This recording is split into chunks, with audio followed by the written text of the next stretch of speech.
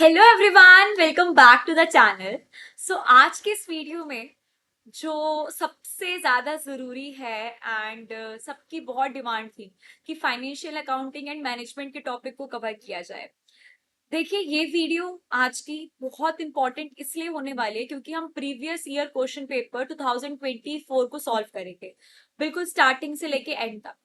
और आप लोग कह रहे थे कि अभी हम आज 30 तारीख हो चुकी है, हम यूनिट वाइज सिलेबस को आगे लेके जाएं और प्रैक्टिकल पोर्शन पे ज्यादा ध्यान। तो मैं आज आपको प्रत्यक्ष प्रमाण, दैट मीन्स आपको प्रूफ के साथ ये चीज बताऊंगी कि हमारा जो financial accounting and management subject है, इसके अंदर ज्यादा रेशियो थ्योरी पोर्शन का है as compare to the practical portion. And I don't think so ये कोई भी इंटेलिजेंस वाली बात होगी कि पेपर के 7-8 दिन पहले हम वो पार्ट कर रहे हैं जो कि पूछा भी इतना नहीं जाता, दैट मीन्स प्रैक्टिकल पोर्शन। उसके ऊपर वीडियोस पे वीडियोस आ रही हैं और आप उसकी प्रिपरेशन कर रहे हो rather then preparing for the theory portion. So वो वेस्ट है। मैं ये नहीं कह रही प्रैक्टिकल आप नहीं करें, आप प्रैक्टिकल उन चीजों का प्रिपेयर करें जो कि पूछा जाता है। जैसे कि रेशियो एनालिसिस, उसमें मैंने आपको बताया था कि आप सिर्फ फॉर्मूलाज कर लीजिए, आपको नोट्स मैंने प्रोवाइड करे।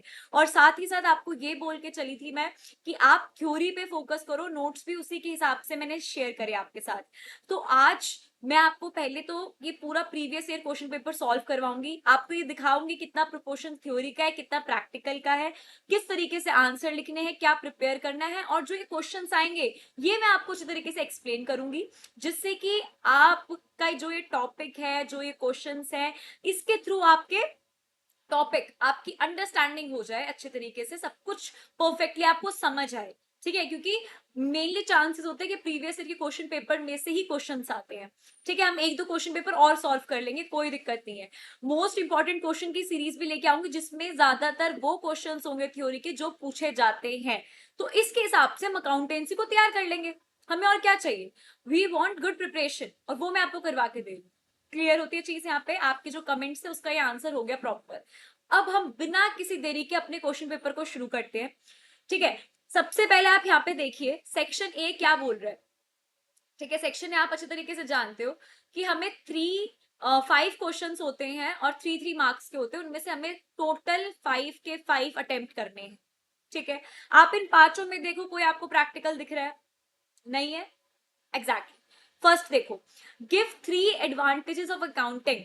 ये तो हम अपनी पहली वीडियो में ही कर चुके हैं, जिन्होंने वीडियोस के साथ सब कुछ चलाया है। 3 एडवांटेजेस क्या है अकाउंटिंग की, मैंने आप सभी के लिए एक प्रॉपर आंसर की तैयार करी जो मैं टेलीग्राम पे शेयर करूंगी अपने एग्जाम से पहले। प्लीज गाइस इसको एक बार रीड कर जाना, और ये बहुत आपको काम में आएगी, और तब आप जब पेपर में इसको देखोगे तब आपको मेरी याद तो जरूर आएगी। ठीक है, तो 3 एडवांटेज क्या है? सबसे पहले, keep record safe and organised. The main मकसद ऑफ अकाउंटेंसी इज व्हाट, कि हम पूरे रिकॉर्ड रखते हैं, वो भी सिस्टमेटिकली, क्लासिफिकेशन के साथ, ऑर्डर के साथ। ये सबसे पहली एडवांटेज है कि accounting helps to keep a proper record of all the money coming in and going out, so nothing is forgotten और लॉस्ट। तो हम कुछ भी ना भूलें, कुछ भी चांसेस ही नहीं कि हम उस चीज को छोड़ दें, किसी भी एंट्री को। हमारे पास हर चीज का प्रॉपर हिसाब है, प्रॉपर रिकॉर्ड है। This is a first advantage. Second one is shows profit और लॉस। हम क्यों मेंटेन कर रहे हैं अकाउंटिंग, क्यों मेंटेन कर रहे हैं अकाउंट्स की इतनी सारी बुक्स? क्योंकि हमारा एक ही जो पर्पस है, गोल है, वो ये है कि हम ये जानना चाहते हैं कि हम प्रॉफिट अर्न कर रहे हैं या फिर हम लॉस में हैं। और वो हमें पता चल जाएगा जब बाद में हम कैलकुलेशंस करेंगे, और आपको पता है कैसे कैलकुलेशंस करते हैं, हमने PNL, trading account, balance sheet बनाई है। Then helps in planning for the future. हम हमारे प्रॉफिट और लॉस से ही तो ये अंदाजा लगाएंगे कि हमने आगे क्या करना है। If you are making loss तो हमें पता होना चाहिए कि हमें किस स्ट्रैटेजी का यूज करना है to gain the profits. And if we are earning profits तो हमारी नेक्स्ट स्ट्रैटेजी होनी चाहिए कि हम किस तरीके से ग्रो करें और प्रॉफिट कैसे अर्न करें। क्लियर? सो ये 3 पॉइंट्स आप लिख सकते हैं। देखो, हेल्प्स इन प्लानिंग के लिखा है, by studying the past records and doing the analysis we can make better plans and budgets for the future goals, जो मैंने आपको भी बताया। ठीक है, वही यहाँ पे लिखा हुआ है सब कुछ। Come to the second question. ये क्वेश्चन पेपर हमारे लिए बहुत जरूरी है, इसको ढंग से सॉल्व करेंगे। What is double entry system? ये तो आप अच्छे तरीके से जानते हैं, डबल एंट्री सिस्टम का मतलब क्या है। अगर आप कोई किसी भी अमाउंट से किसी चीज को क्रेडिट कर रहे हैं तो आपको डेबिट भी करना है, डेबिट कर रहे हैं तो क्रेडिट भी करना है। Every debit has a corresponding credit और every credit has a corresponding debit. ये लाइन मैंने आपको फर्स्ट वीडियो में रटवा दी थी कि अगर 10 रुपीज क्रेडिट हो रहे हैं तो कहीं ना कहीं वो डेबिट भी होने चाहिए. This is the principle of accounting. Double entry system और डुअल एंट्री सिस्टम, आप कुछ भी बोल सकते हैं. ठीक है, तो आप इसको किस तरीके से आंसर में फ्रेम करेंगे वो अब हम देख लेते हैं. Double entry system is a method of accounting where every transaction is recorded in two accounts. Once as a debit and once as a credit. We know this thing. और आपको ये भी पता है इसके अंदर 3 गोल्डन रूल्स हैं आपके नॉमिनल अकाउंट के, रियल अकाउंट के, और one account is there also, one more. What was that? Personal account. तो ये 3 अकाउंट्स के मैंने आपको सारे रूल्स बताए थे, किसमें क्या क्रेडिट होता है, क्या डेबिट होता है. मैं आपको डिस्क्रिप्शन में वो लिंक दूंगी गोल्डन रूल की.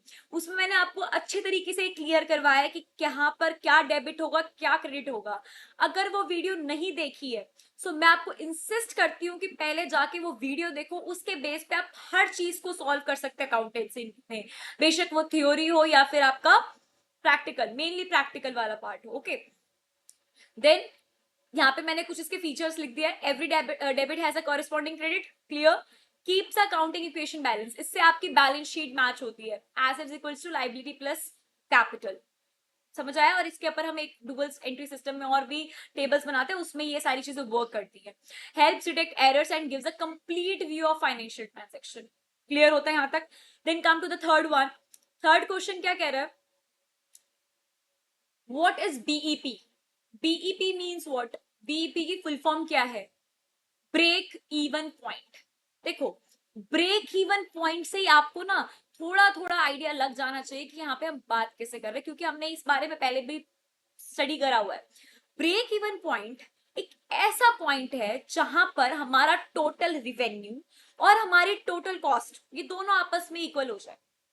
मतलब क्या? देखो, इस पेपर को इस हिसाब से मत करो कि हमने क्वेश्चन पेपर सॉल्व कर लिया. इसको हम इस हिसाब से कर रहे हैं कि हमने 13 के 13 टॉपिक क्लियर कर लिए. 13 क्वेश्चन है, दैट मीन्स हमने 13 टॉपिक्स को इस वीडियो में कंप्लीट कर लिया.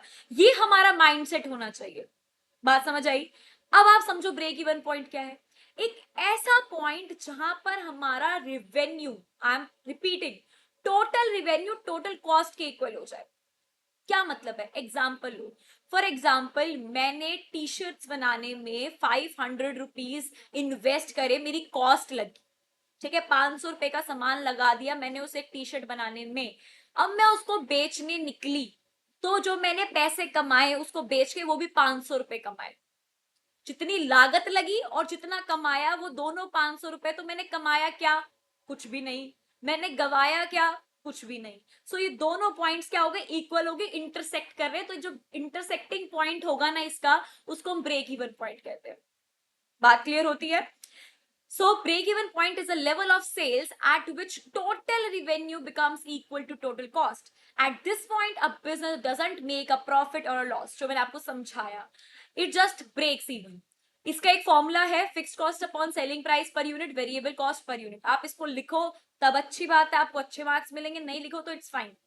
ओके, याद होना अच्छी बात है. वैसे इंपॉर्टेंस क्या हो गई इसकी कि helps business know the minimum sales needed. इससे हमें पता चलेगा कि कितनी मिनिमम सेल्स तो हमें करनी चाहिए टू अवॉइड द लॉस. कि अगर हम इतनी सेल्स करेंगे तो हमें लॉस तो नहीं होगा. इससे हमें ये तो पता चलेगा. क्या बोलते हो? पता चलेगा नहीं चलेगा? ठीक है, पहली चीज तो ये पता चलेगी कि हमें कितना मिनिमम सेल करना है. कि भाई अब तक तो टोटल कॉस्ट हमारे टोटल प्रॉफिट से इक्वल थी, अगर इससे कम सेल करी दैट मीन्स हम लॉस में चले जाएंगे. तो हमें एक पॉइंट मिल गया कि इतना तो अर्न करना ही करना है, इससे ज्यादा हमारा आगे का गोल होना चाहिए. उससे कम तो बिल्कुल नहीं, बिकॉज उस मोमेंट पे हमारा लॉस होना शुरू हो जाएगा. बात समझ आती है? Second point, useful for setting goals and making decisions. इसके बेस पर ही तो हम आगे के गोल्स बनाएंगे और प्राइसिंग पे डिसीजन करेंगे कि हमें कितने पे बेचना है, कितने पे नहीं. Okay, and come to the next question, question number 4. ये वीडियो लेंदी जरूर हो जाएगी लेकिन believe me this is very important और काफी इतना आप सभी के लिए. Define the term over capitalisation. Over capitalisation मतलब किसी भी चीज का ज्यादा होना, दैट मीन्स ओवर. यहाँ पे क्या मतलब बताता है? Over capitalisation happens when a company raises more money. Means capital, हमने ज्यादा पैसा मांग लिया, शेयर कैपिटल में भी है, कैसे भी हमने ज्यादा पैसे मांग लिए लेकिन हमें इतनी की जरूरत नहीं थी. ओके, मेरे को जरूरत थी कितने की, देखो यहाँ पे एक एग्जांपल है, if a company collects ₹10 crore from investor, 10 crore उसने इन्वेस्टर से ले लिए, लेकिन but earns profit only enough to give returns on 5 crore, लेकिन अगर वो 5 करोड़ लेता तभी जाके वो प्रॉफिट रिटर्न कर सकता था, 10 करोड़ जितना उसके पास अभी काम नहीं है। तो दैट मीन्स उसने 10 करोड़ तो फालतू के ले लिए, सिर्फ 5 करोड़ लेने चाहिए थे, तब जाके वो इतना प्रॉफिट करता कि वो पे बैक कर सके, इतना कमा सके खुद भी। सो दैट मीन्स ये उसने ओवर कैपिटलाइजेशन कर दिया, means he raised more money, more capital than it actually requires. Or we can say it means the business has taken too much investment, but it is not enough but it is not earning enough profit. लेकिन इतना अच्छा profit वो नहीं कमा रहा, अच्छा भी छोड़ो, वो इतना प्रॉफिट कमा नहीं रहा जितनी उसकी इन्वेस्टमेंट ले रखी है उसने। Okay, come to the question number 5।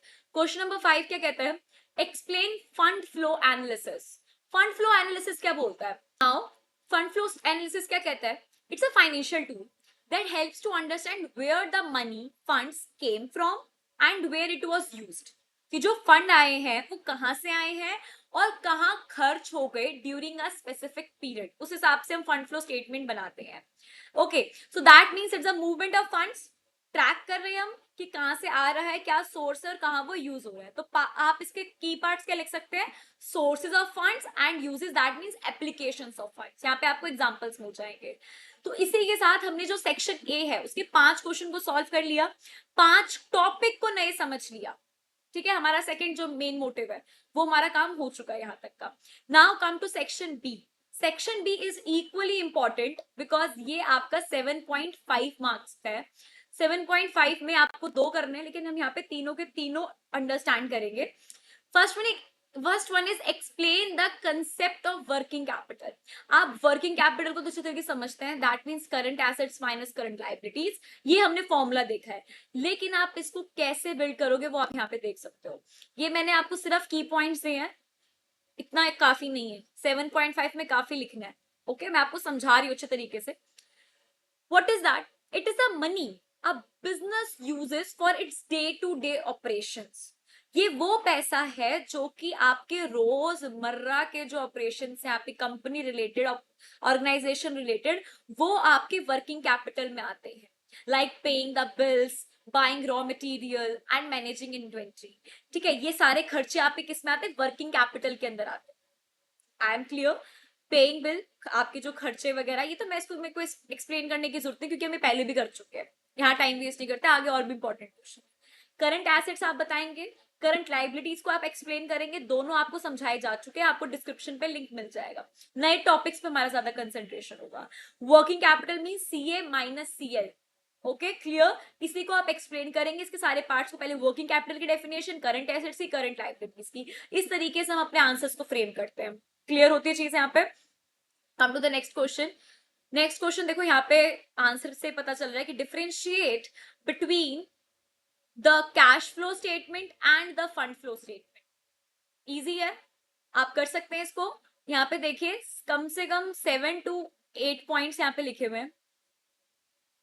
ठीक है, ये आप कैसे करोगे? सबसे पहले तो आप एक अपना बेसिस बनाओगे कि आप किस बेसिस पे इसको डिफरेंशिएट कर रहे हो। यहाँ पे वो पॉइंट्स आएंगे, then difference, meaning shows movement of cash and cash equivalents. हमारे कैश फ्लो स्टेटमेंट क्या है कि हम सिर्फ कैश की बात करते हैं, कैश के अलावा जो भी ट्रांजैक्शन होगी we don't care. Okay, and fund flow statement में shows movement of working capital, हम यहाँ पे पूरे फंड्स की और वर्किंग कैपिटल की बात करते हैं।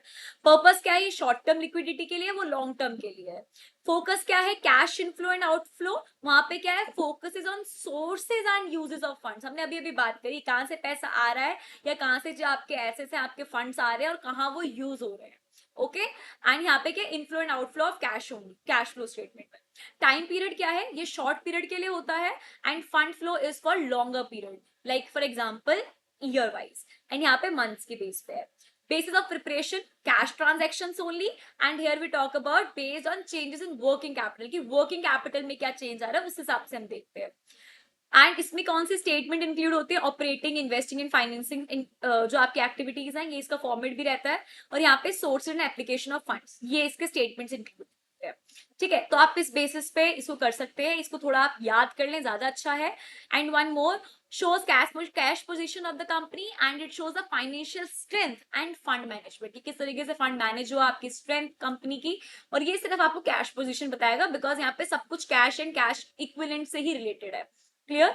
आप इसको अच्छे तरीके से प्रिपेयर कर लें, क्योंकि इंपॉर्टेंट क्वेश्चन है और काफी पीवाईक्यूज में पूछा जाता है। Okay, come to question number 8, what do you mean by balance sheet and also give its format. देखो मैंने उसको फॉर्मेट तो यहाँ पे दिया नहीं, क्योंकि हमें डिस्कस कर चुके हैं, वहां से आप देखेंगे। और इसके मैंने 2-3 क्वेश्चन करवाए हुए हैं जो कि फुल फ्लेजेड क्वेश्चन है। आपको पीएनएल बनाना, ट्रेडिंग अकाउंट बनाना, बैलेंस शीट बनाना, मैं सब सिखा चुकी हूँ। ठीक है, मैंने कोई कमी नहीं छोड़ी इस टॉपिक में। तो आप अगर नहीं देखा तो पहले वो देखो और इस चीज को आप खुद करोगे। फिर भी मैं आप बैलेंस शीट को फटाफट से एक ओवरव्यू देती हूँ।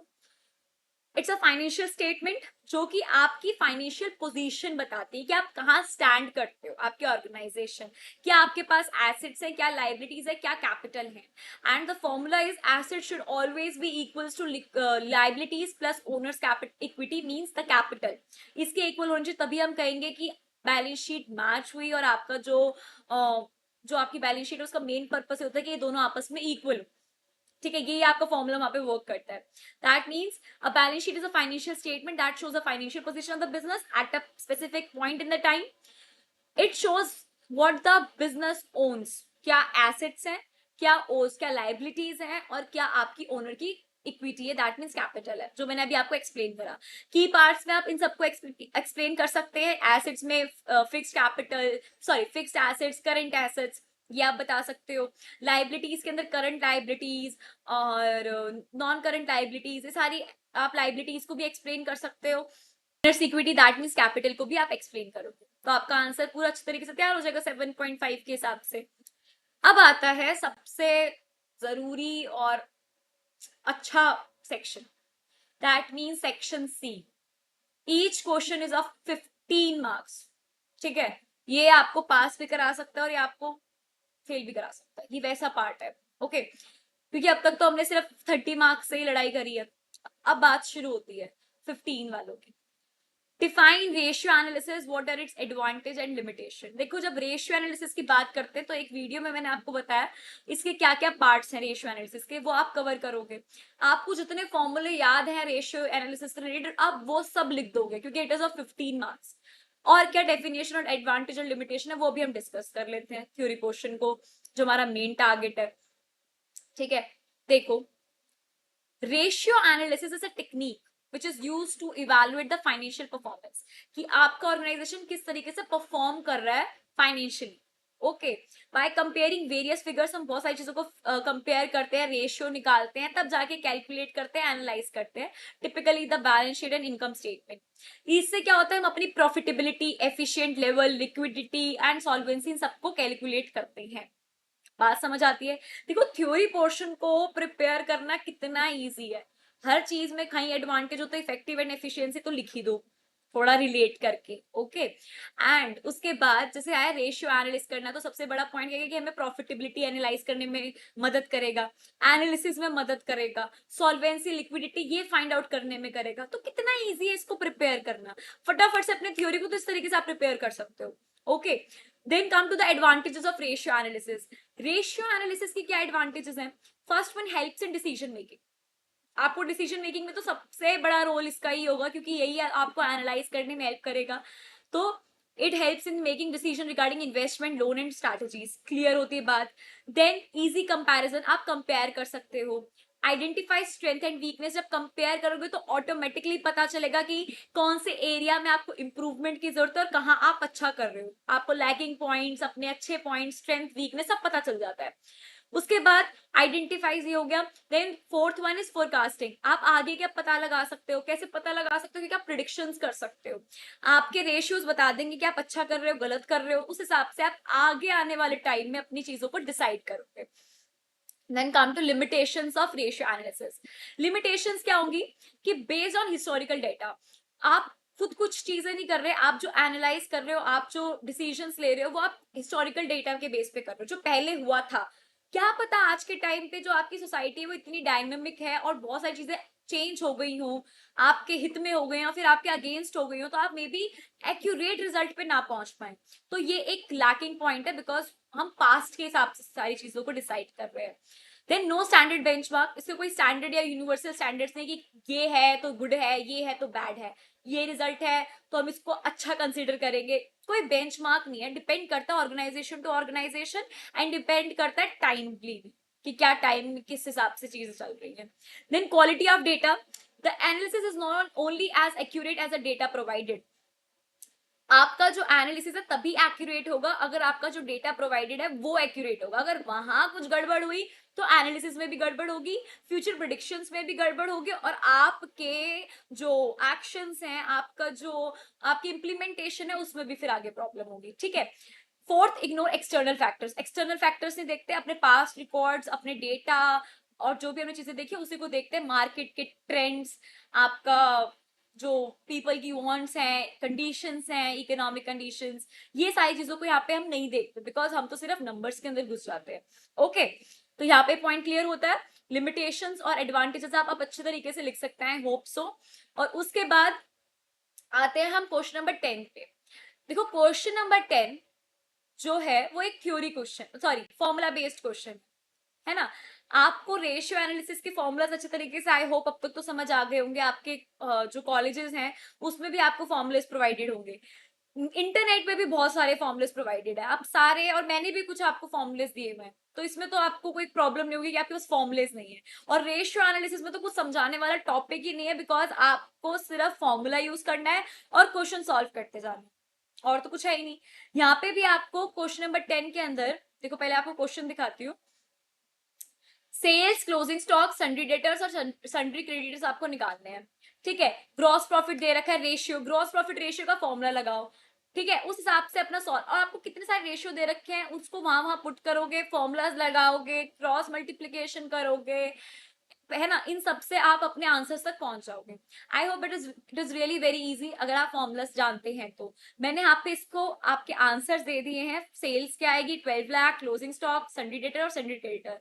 अगर आपको इसको सॉल्व करने में कोई इशू है तो मेरे को बताओ, मैं इसको पेन कॉपी में सॉल्व करके आपको एक फोटो भेज दूंगी टेलीग्राम पे, और वो इजी हो जाएगा आपके लिए। ठीक है, अगर आप नहीं कर पाते तो, वरना it is really very easy. हाँ, ये मत भूलना कि इसको कराओ, क्योंकि इजी है, आप कर सकते हो। और फिर भी कोई इशू है तो आई एम हियर, उसी कोई टेंशन नहीं है। Now see question number 11। Okay, अब हम क्वेश्चन नंबर 11 को अच्छे से करेंगे, बिकॉज ये आपका थ्योरी है अगेन। क्या कहता है question number 11? What are account receivable, discuss the objective and cost of maintaining account receivable. देखो, कॉस्ट ऑफ मेंटेनिंग का मतलब है ड्रॉबैक्स। ठीक है, कि आपको क्या प्रॉब्लम फेस कर रहे हो, क्या डिसएडवांटेजेस, उसका मतलब वो है। अब आप आंसर देखो। Account receivable means the money a business has to receive from the customer who bought goods or services on credit। जिसने आपसे उधार पे सामान लिया है, उससे आपको अपने पैसे वापस लेने हैं, उसको हम अकाउंट्स रिसीवेबल बोलते हैं। बेशक वो आपसे कुछ प्रोडक्ट लिया हो, कोई सर्विस ली हो, कोई गुड्स प्रोडक्ट सेम थिंग, ये लिया हो, लेकिन किस पे, उधार पे, क्रेडिट पे, एंड नाउ आपको वो पैसे वापस चाहिए अपने। ठीक है, इसको अकाउंट्स इसे बोलते हैं। ये क्या हुआ आपके लिए, एक एसेट हुआ, क्योंकि आपको पैसा मिलेगा। ठीक है, because a business will get this money in the future. Now objective क्या है, increase sale, giving credit helps to sell more products. देखो, अगर किसी के पास एक पर्टिकुलर पीरियड ऑफ टाइम पे पैसे नहीं है, ओके, और आप उसको क्रेडिट का ऑप्शन दे रहे हो, तो इससे आपकी सेल इंक्रीज हुई। अगर आप ये ऑप्शन नहीं दोगे तो आपका कस्टमर कहेगा अच्छा जी बाय बाय, मैं किसी और के पास चले जाता हूँ, आपकी सेल्स क्या हो गई, डिक्रीज हो गई।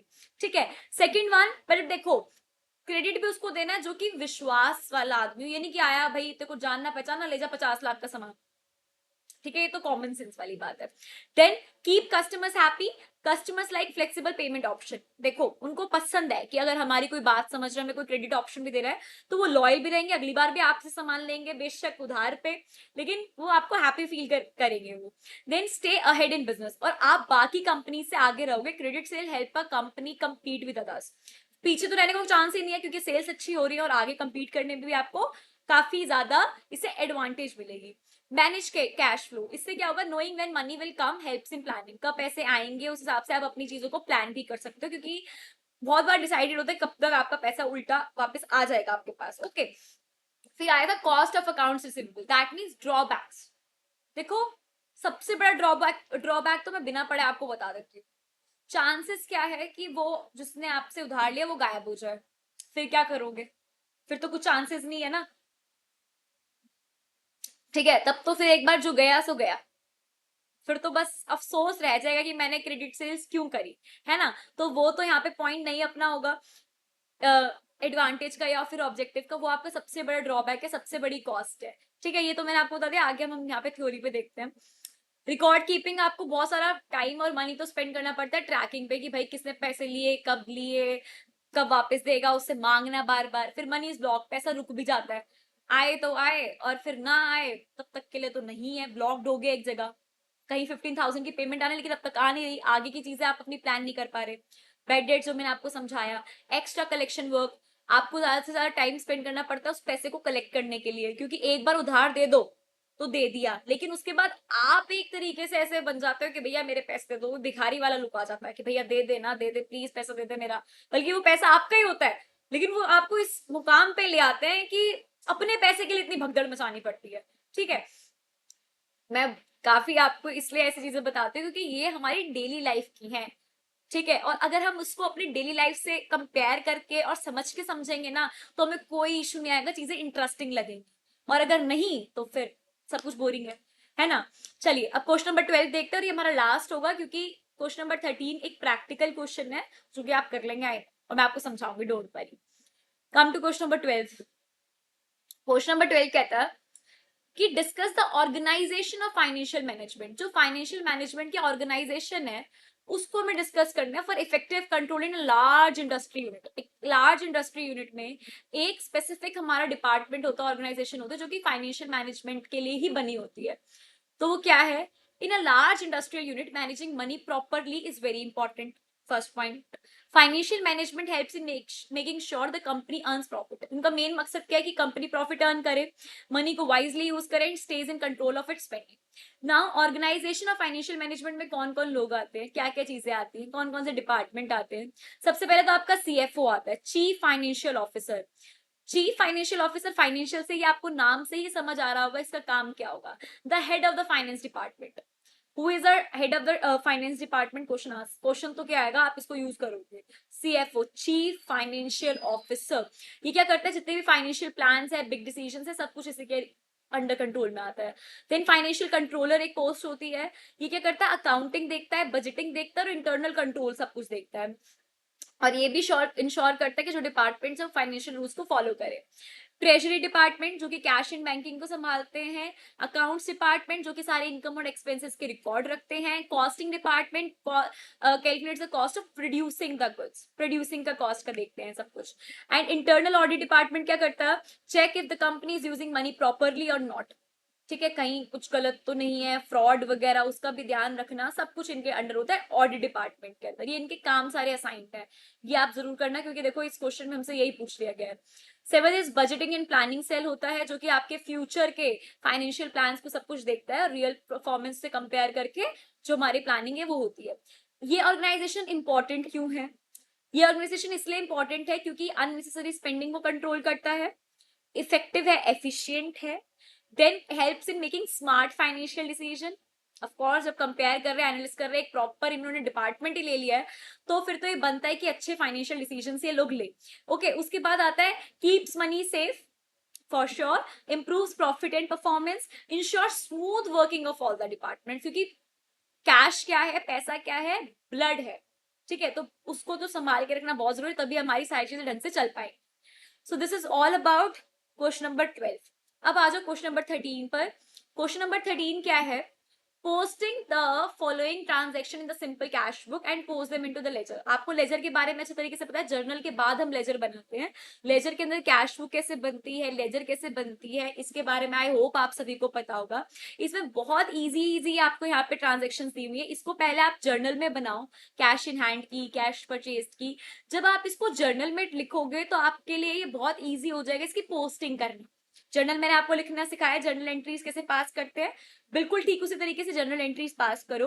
उसके बाद एक बनानी है आपको सिंपल कैश बुक, और आपको बनाने हैं जो जो इसके अंदर लेजर अकाउंट्स है, कहीं कहीं रिक्वायरमेंट्स लाइक वेजेस का बन जाएगा, है ना, और कैश का तो बना ही रहे, सेल्स का बन जाएगा, तो उसमें जाके आपने पोस्टिंग करनी अकॉर्डिंग टू योर जर्नल। जहां क्रेडिट होना है वहां क्रेडिट कर दो, जहां डेबिट होना है डेबिट कर दो, और आपको फॉर्मेट तो पता ही है, तो क्या करना है, इसमें कुछ भी प्रॉब्लम नहीं है। स्टिल अगर कोई कंफ्यूजन है तो मेरे से पूछ लेना, मैं आपको इसका आंसर भी भेज दूंगी लिखकर। Okay, this is question number 13। अब आते हैं मेन मुद्दे पे, जिसका मेरे को बहुत बेसब्री से इंतजार है मैं आपको समझाऊं। देखो, सेक्शन ए के अंदर 5 क्वेश्चन जो है वो थ्योरी है, no practical. Okay, section B के अंदर 3 क्वेश्चन है, नो प्रैक्टिकल, सारे थ्योरी है। सेक्शन सी के अंदर सब कुछ थ्योरी है एक्सेप्ट 2 क्वेश्चन, 10th और 13। उसके अलावा मेजरली हमारा क्या पार्ट है, थ्योरी का है। 13 क्वेश्चन में से आपके 11 क्वेश्चन थ्योरी के हैं और 2 प्रैक्टिकल के हैं। सो आई थिंक आपको आपका आंसर मिल गया होगा कि आपको फोकस थ्योरी पर करना है ज्यादा, as compare to as compare to practical वाला पार्ट, वो भी करना है भाई। क्या पता थ्योरी का कोई क्वेश्चन आए तो प्रैक्टिकल मजबूत हो तो प्रैक्टिकल क्वेश्चन कर लो। इट डिपेंड्स ऑन यू कि आपके लिए क्या कंफर्टेबल है। अगर प्रैक्टिकल समझ आता है, वो अच्छा लगता है, तो वो करो अच्छे तरीके से तैयार। लेकिन ये मत भूलो कि थ्योरी से ज्यादा क्वेश्चन आ रहे हैं, तो उसके लिए क्या करोगे। थ्योरी प्रिपेयर करना इसलिए इंपॉर्टेंट है। जो मैं most most most important question की वीडियो लेकर आऊंगी, उसमें ज्यादातर क्वेश्चन थ्योरी के ही होंगे, बिलीव मी। ठीक है, उसमें आपको सारा आपके थ्योरी क्वेश्चंस प्रिपेयर हो जाएंगे, तो आपको फिर वैसे कोई टेंशन की बात नहीं है। ठीक है, सो आज की वीडियो में हमने देखो फर्स्ट क्वेश्चन से लगे थे 13 तक पहुंच गए, सब कुछ अच्छे तरीके से करा है। जो नोट्स हैं जो मैं आपको दिखा रही थी वो की आंसर्स, वो आपको मैं टेलीग्राम बीसीए विद खुशी शर्मा पे पोस्ट कर दूंगी, आप एक बार जरूर उसको रीड करना। जो 2 क्वेश्चन है इसमें कोई डाउट है, कंफ्यूजन है, फिर बाकी भी किसी में कंफ्यूजन या डाउट है, तो फटाफट से कमेंट में पूछो या फिर मेल डाल दो, जो आपका मन करे आप पूछ सकते हैं। And thank you so much for watching the video. अगर वीडियो पसंद आई हो तो लाइक करें, कमेंट करें, और प्लीज अपने दोस्तों के साथ ज्यादा से ज्यादा शेयर करें, जिससे बहुत ज्यादा मोटिवेशन मिलती है नई वीडियो बनाने के लिए। एंड प्लीज चैनल को सब्सक्राइब करना तो बिल्कुल भी ना भूलें। बाय।